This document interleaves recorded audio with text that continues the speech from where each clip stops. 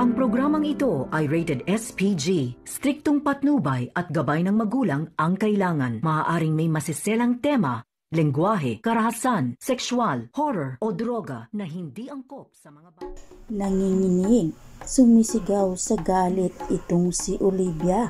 Pagkatapos nga ngayong magdesisyon itong si Ramon na si Tanggol nga dapat ang tumakbo bilang mayor. Hindi nga ngayon matanggap ni Olivia ang desisyon ni Ramon dahil nawala nga ang lahat sa kanya. At wala na ngang pakialam itong si Ramon sa magiging desisyon ngayon ni Olivia, kung manatili pa rin ba siya sa grupo o kumalas na lang. Sinunod lang naman ni Ramon ang sigaw ng bayan na si Tanggol nga dapat ang magiging mayor sa kanilang lungsod. Nangako naman si Tanggol sa kanyang papa na kung mananalo na siya bilang mayor ay tutulungan niya ang taong bayan at magiging maayos na ang mga buhay nito. Kaya sobrang hanga ni Ramon sa kanyang tagapagmana. Kabilang banda, usap-usapan naman ngayon ang panliligaw ni Miguelito dito kay Fatima. Marami ang nagtataka kung bakit nga ba biglaan itong si Miguelito na nagkagusto kay Fatima.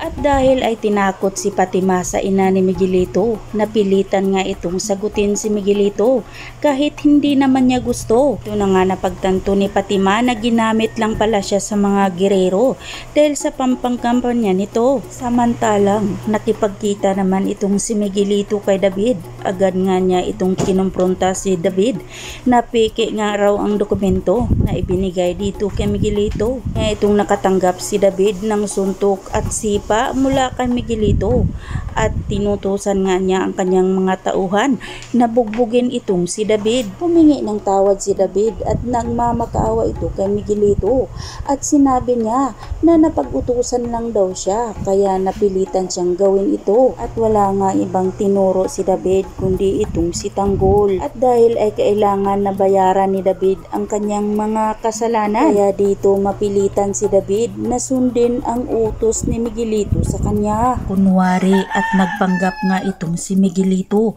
na binugbog ito ni Tanggol. Dahil hawak ni Roberto ang mga kapulisan, wala na ngang magawa itong si Tanggol ng pagdakip sa kanya. Dahil nga sa kasalanang binugbog nga raw ito ni Tanggol si Miguelito, kaya kailangan nga raw ikulong itong si Tanggol. At sa mapait na sitwasyon ni Tanggol sa loob ng kulungan, bugbog sirado naman siya doon. Walang laban si Tanggol dahil sa daming taong nakapaligid sa kanya. Duguan na ang mukha ni Tanggol at halos mahimatay na ito sa pambubugbog. Kaya dito nagdesisyon na nga itong si Don Julio at Ramon na piyansahan na nga itong si Tanggol para makalabas na rin ito sa kulungan. Ngunit ang hindi alam ni Tanggol na nag-aabang pala itong si David upang tapusin na nga ang buhay nito. Itutuloy kaya ni David na kalabitin ang kanyang gatilyo.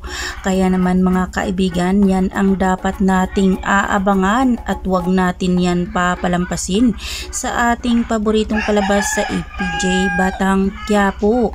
At wag po sana ninyong kalimutan na i-like, i-share at pahingi na rin ng isang subscribe. Maraming salamat!